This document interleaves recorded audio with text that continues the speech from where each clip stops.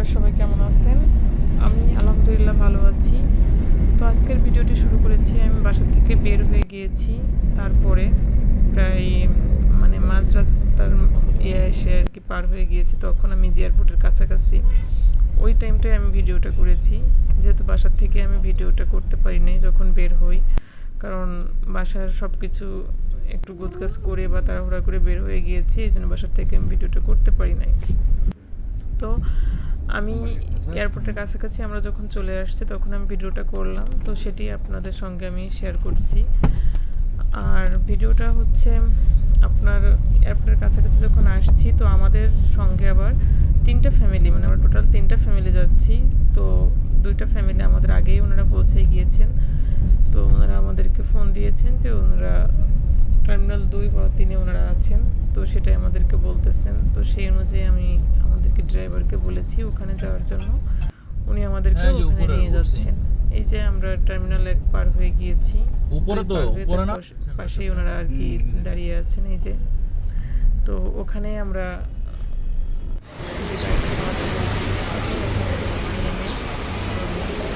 কোনো সমস্যা আছে কিনা চেক করে নিচ্ছি, তো সেটাই আমরা দেখতেছিলাম। তারপরে আমরা এই যে ভিতরে ঢুকে গিয়েছি। এখানে এসে আমাদের লাগে যাবতীয় যে জিনিসপত্র যাচ্ছে ছিল ওগুলো আমরা চলে যাচ্ছি আমাদের ইমিগ্রেশনের ওখানে। তো আজকে ইমিগ্রেশনের ওখানে অনেক ভিড় ছিল, যেহেতু সকালে মর্নিং ফ্লাইট। তো দেখলাম প্রচণ্ড ভিড়।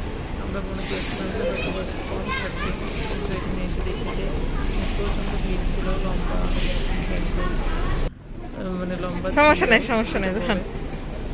তো আমরা সেখানে যে পৌঁছাচ্ছি, আমাদের ওখানে আরও কিছু কাজ আছে, সবাই মিলে আমরা ওখানে চলে যাচ্ছি।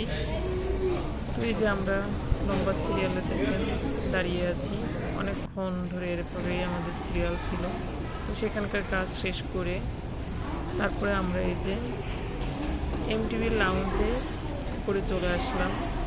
এটা সম্ভবত 4 তলায় ছিল। ওখানে আমাদের সঙ্গে 3টা বাচ্চা ছিল, ওরা যেহেতু ছোট আর আমরা বড়, তো সবাই রোজা ছিলাম। তো ওদেরকে আমরা কিছু একটা খাওয়ানোর জন্য যে সকালে কী পাওয়া যায় সেই জন্য আমরা এই যে এমটিভির যে লাউঞ্জ এখানে চলে আসছি। তো এখানে এসে আমরা এই যে আমি একটু করতেছিলাম, ঘুরে দেখতেছিলাম। তো এখানে বেশ ভালো ছিল পরিবেশটা, সব মিলিয়ে গোছানো পরিপাটি। তো এখানে ভিড়ও ছিল না ওরকম, রমজান মাস তো, যেহেতু আসলে যাদের বাচ্চা আছে ওনারাই একমাত্র এখানে আসবে, যারা রোজা হয়তো কারণবশত না করতে পারে তাদের ক্ষেত্রে। তো আমরা বাচ্চাদেরকে কী খাওয়ানো যায় সেটা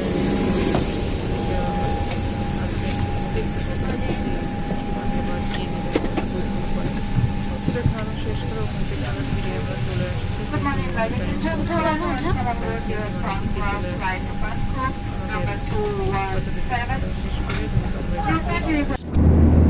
এসে আমরা এই যে বিমানে উঠে যাচ্ছি।